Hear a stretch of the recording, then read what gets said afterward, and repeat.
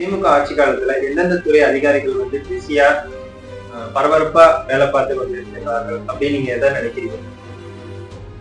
ஆமா, வணக்கம். நீங்க ஒரு நல்ல ஒரு கேள்வி ஒண்ணு கேட்டிருக்கீங்க. இதுல யார் திமுக ஆட்சியில ரொம்ப பரபரப்பா இருக்காங்க அப்படின்னா, ஃபர்ஸ்ட் ஆஃப் ஆல் அவங்களுக்கு ஓட்டு அளித்த மக்கள் தினம் தினம் ஃபுல்லா என்டர்டைன்மெண்ட், அது இல்லாம ஒரு பரபரப்பு, ஒரு டென்ஷன் சொல்லுவாங்கல்ல, அந்த மாதிரியான ஒரு நிகழ்வு அனுபவிச்சுட்டே இருக்காங்க. ஏன் அப்படி சொல்றோம் அப்படின்னா, இன்னைக்கு ஒரு விஷயம் நடக்குது, நாளைக்கு என்ன நடக்கும் அப்படிங்கிற ஒரு அப்படின்னு சொல்லுவாங்களா, ஒரு எதிர்பார்ப்புன்னு சொல்லுவாங்க இல்லையா. அது இன்னைக்கு பிரேக்கிங் நியூஸ் இது போயிட்டு இருக்கு, ஒரு கோயம்புத்தூர் சம்பவம், நாளைக்கு எந்த ஊர்ல என்ன நடக்கும் அப்படிங்கிற ஒரு பரபரப்பு எப்போதுமே இருந்துட்டு இருக்கு. இது எதனால அப்படின்னா, போதை ஆசாமிகளுடைய ஒரு பெரிய மாஃபியா இங்க போயிட்டு இருக்கு.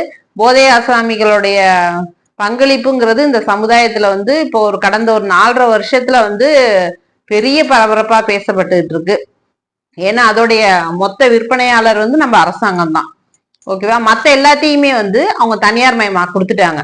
இப்போ செவிலியர்களை பணி நிரந்தரம் பண்ணல அரசாங்கத்துக்கு, அவங்கள தனியார் மயமாக்கணும் அப்படின்னு சொல்றாங்க.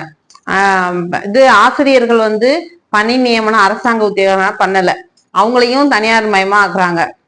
நம்மளுக்கு இவ்வளவு நாள் உழைச்சவங்க, கொரோனால உழைச்சவங்க எல்லாரையும் தனியார் மயமாக்கிட்டாங்க. அப்படி இப்ப போக்குவரத்து ஊழியர்கள் ஸ்ட்ரைக் பண்றாங்க, அவங்களுக்கு பேமெண்ட் வரல. அது ரொம்ப பல போராட்டங்களுக்கு பிறகு இப்பதான் ஒரு பார்ஷியலா ஒரு அமௌண்ட் பிச்சை போட்ட மாதிரி போட்டிருக்காங்க.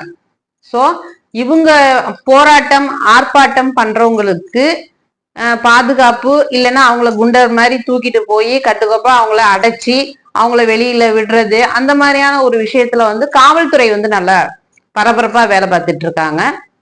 அதையும் தாண்டி யாரு, உயர் நீதிமன்றம் நல்ல பரபரப்பா இருக்காங்க, உச்ச நீதிமன்றம், அமலாக்கத்துறை, வருமான வரித்துறை, அப்புறம் இடி, இவங்களுக்கு எல்லாருக்கும் வேலை வாய்ப்பு ஒரு 4.5 வருஷமா ஃபுல்லா என்கேஜா இருக்காங்கன்னா, அதுக்கு மக்கள் செய்யற குற்றங்கள் தான் அதிகமாயிடுச்சோ, அதனாலதான் இவங்க எல்லாம் பரபரப்பா இருக்காங்க. நீங்க எதுவும் தப்பா எடுத்துக்க கூடாது.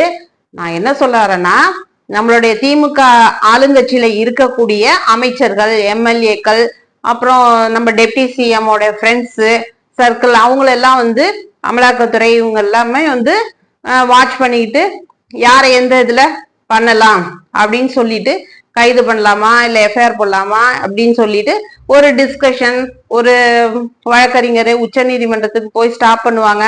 அதை தாண்டி ஒரு விஷயம் நடந்துட்டு இருக்குன்னா, ஒரு கிட்னி திருட்டுன்னு சொல்லக்கூடாது இல்லையா, கிட்னி முறைகேடு போயிட்டு இருக்கு.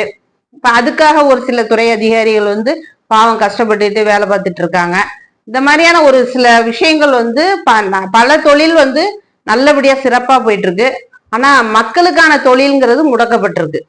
அதுல எந்த விதமான மாற்று கருத்துமே கிடையாது. ஏன் அப்படின்னா, மக்கள் ஒரு அரசாங்க தொழில் இப்ப திமுக வந்ததுன்னா இதெல்லாம் நமக்கு நிரந்தரமாக்கப்பட்டுரும், நம்ம வாழ்க்கையில ஒரு வெளிச்சம் வந்துரும், விடியல் கிடைச்சிரும் அப்படின்னு நம்பி ஓட்டு போட்டவங்க இன்னைக்கு தெருவுலையும் இன்னைக்கு கடல்ல இறங்கி ஆர்ப்பாட்டம் பண்ணியிருக்காங்க. இடுப்பளவு தண்ணியில துப்புரவு பணியாளர்கள் அது இவ்வளவு நாள் எங்கெங்கயோ நின்று போராட்டம் பண்ணி ஆர்ப்பாட்டம் பண்ணி தன்னுடைய கருத்தை பதிகிற அந்த துப்புரவு பணியாளர்களை ஒரு முறை கூட ஒரு முதலமைச்சர் ஒரு வார்த்தை கூட அவங்கள கண்டுக்காம திரும்பி பார்க்காம இருக்கக்கூடிய முதலமைச்சர் இருந்தும் இல்லாதத போல பொம்மை கூட ரெஸ்பாண்ட் பண்ணுமோ என்னமோ தெரியல. ஆனா இவரு முழுக்க முழுக்க பொம்மை தான். இந்த பொம்மையாச்சு தேவையா அப்படிங்கிறது மக்களின் கேள்வியா இருக்கு. மக்கள் ஆனா ரொம்ப கஷ்டப்படுறாங்கிறது நிதர்சனமான உண்மை. ஆனா அதிகாரிகள் இப்ப பொதுப்பணித்துறையில பாத்தீங்கன்னா எல்லா இடத்துலயும் நாங்க கிட்டத்தட்ட அவங்க ஃபண்டு ஒதுக்குற அமௌண்ட்டுங்கிறது எக்கச்சக்கத்துக்கும் எக்கச்சக்கம், அதாவது அதிகப்படியான அமௌண்ட் ஒதுக்குறாங்க. அது எதுக்காக அப்படின்னா, அடையாறுக்காக, அடையாற கடல்ல அந்த தண்ணியை மழை தண்ணி வெள்ள தண்ணி போய் கடல்ல கலக்கிறதுக்காக ஒரு ஃபண்டை ஒதுக்கி ஒரு 6 மாத காலமா தாமரை இலைகள் எல்லாம் அகற்ற பணிக்கு 1500 கோடி எல்லாம் ஒதுக்கி கிட்டத்தட்ட அவங்க ஆட்சிக்கு வந்ததுல இருந்து சட்டமன்றத்துல இது மாதிரி அடையாரை வந்து தூய்மைப்படுத்துறதுக்காக 1500 கோடி நிதி ஒதுக்கப்பட்டுள்ளது. இது வந்து 6 மாதத்துக்குள்ள செய்து முடிக்கணும்ன்றாங்க. திருப்பி 2022லயும் அதை தான் சொல்றாங்க, 2023லயும் அதே தான் சொல்றாங்க. அப்ப அந்த 1500 கோடி அப்புறம் திரும்ப வந்து வெள்ளம் வரப்போகுது அப்படிங்கும் போது 2023ல கன்ஃபார்மாவே வந்துருச்சு. 2025லயும் நல்ல வேலையா மழை இல்லை இப்போ, ஆனா மழை வரப்போகுது. அப்போ மழை வரப்போகுது அப்படின்னு சொன்னோடனே இவர் என்ன பண்றாரு, அடையாறுல இருந்து போகக்கூடிய தண்ணி அந்த முகத்துவாரம் சீனிவாச இது இருக்கு இல்லையா, அந்த இடத்துல போய் அப்பதான் அடையாறுல வந்து முகத்துவாரத்துல வந்து தூர் வராம இருக்குது அப்படின்னு முதலமைச்சர் ஆய்வு நடத்துறாரு. இந்த மாதிரியான லட்சணத்துல வெள்ளம் வரப்போகுது, அது கடல்ல கலக்க போற பாயிண்ட் வந்து அந்த மவுத்துன்னு சொல்லுவாங்க, அதையே வெள்ளம் வரப்போகுது புயல் வரப்போகுதுன்னு சொல்லி அப்பதான் வந்து அவசர இது கருதி சிஎம் வந்து 2 தடவையாக ஆய்வு நடத்தி முகத்துவாரத்தை வந்து தூர் வர்றாங்க. யாரு, பொதுப்பணித்துறை. அப்போ 2021ல ஒதுக்கப்பட்ட 1500 கோடிக்கு இன்னும் கேள்வி. 1500 கோடி காணாம போச்சு, ஆனா இன்னும் தாமரை இலை கூட இன்னும் எடுக்கப்படலை.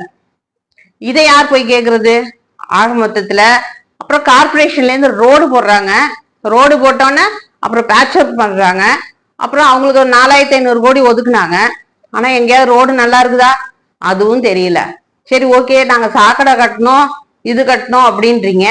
அந்த மழை வெள்ளம் அதிகமா வந்துருச்சு அப்படின் போது நாங்க சாக்கடையெல்லாம் கட்டிட்டோங்க, அதை கனெக்ட் தான் பண்ணல, அதனால அது தண்ணி வந்து ரோட்டுக்கு வந்துருச்சு அப்படின்றீங்க. எத்தனை வருஷமா நீங்க இன்னும் கனெக்ட் பண்ணாமே இருப்பீங்க? அப்போ வருஷம் ஃபண்டுன்றது ஒண்ணு ஒதுக்குறீங்க, அப்போ எத்தனை வருஷமா நீங்க அதை கனெக்ட் பண்றதுல உங்களுக்கு என்ன பிரச்சனை இருக்குதா அப்படிங்கிறது தெரியல.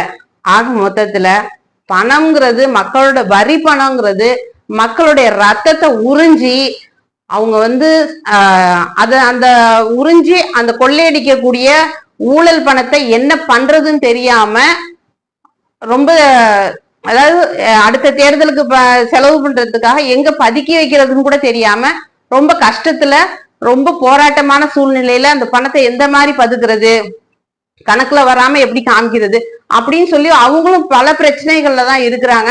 அந்த பிரச்சனைகளுக்கு இடையில நமக்கும் ஒரு அப்பப்ப ஒரு நாடகத்தை அரங்கேற்றிட்டு இருக்காங்க. மக்களும் பார்த்து ரசியுங்கள், அதோட சேர்த்து சிந்தியுங்கள். நன்றி.